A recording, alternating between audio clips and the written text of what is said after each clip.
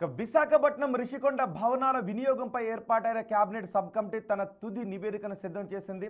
పర్యాటక శాఖ మంత్రి కందుల దుర్గేష్ అధ్యక్షతన జరిగిన 5వ సమావేశంలో ఈ నివేదికకు తుది రూపాన్నిచ్చారు. ఈ నివేదికను త్వరలోనే ముఖ్యమంత్రి నారా చంద్రబాబు నాయుడుకు సమర్పించబోతున్నారు. మంత్రులు పయ్యావుల కేశవ్, డోలా బాలవీరాంజనేయ స్వామి ఈ భేటీకి హాజరయ్యారు. గత 4 భేటీలలో తీసుకున్న నిర్ణయాలపై చర్చించిన మంత్రులు పరిగణలోకి తీసుకోవాల్సిన అంశాలపై తుది నివేదికను సిద్ధం చేశారు.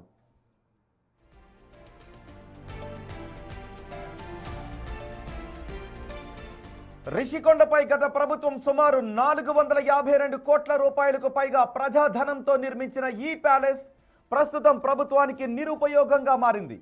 గతంలో ఇక్కడ ఏడాదికి 7 కోట్ల రూపాయల ఆదాయం ఇచ్చే పర్యాటక శాఖ రిసార్ట్స్ ఉండేవి.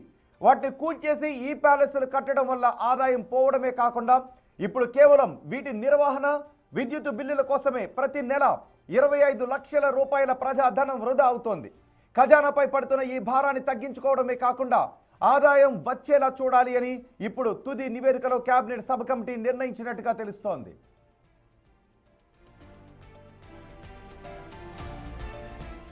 ఈ భవనాలను సామాన్య ప్రజలు సందర్శించేలా పర్యాటక హబ్లా మార్చాలి అని కమిటీ ప్రతిపాదించింది.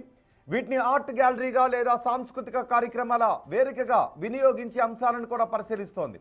ఈ ప్యాలెస్ తరహా భవనాల నిర్వహణ కోసం తాజ్, లీలా, అట్మాస్ఫియర్ కోర్, హెచ్ఏఐ వంటి అంతర్జాతీయ హోటల్ సంస్థలు ఆసక్తిని చూపిస్తూ ఉన్నాయి. వీటికి లీజుకి ఇచ్చే అంశంపై నివేదికలో చర్చించారు. కోస్టల్ రెగ్యులేషన్ జోన్ ప్రకారం, నిబంధనల ప్రకారం లభ్యతలో ఉన్న సుమారు 4800 చదరపు మీటర్ల స్థలాన్ని నిబంధనలకు లోబడి ఎలా వినియోగించుకోవాలి అనే దానిపై నివేదికలో ప్రస్తావించినట్లుగా తెలుస్తోంది. కొండ దిగువన ఉన్న 9 ఎకరాలలో 1.25 ఎకరాల్లో మాత్రమే నిర్మాణాలకు అనుమతి ఉన్నట్లుగా గుర్తించారు.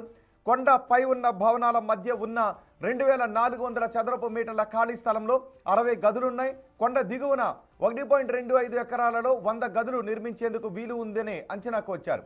మంత్రివర్గ ఉపసంఘం అందించే ఈ నివేదికను ముఖ్యమంత్రి పరిశీలించిన తర్వాత రాష్ట్ర కేబినెట్ భేటీలో చర్చించి రిషికొండ భవనాల భవిష్యత్తుపై ప్రభుత్వం తుది నిర్ణయం తీసుకోబోతోంది.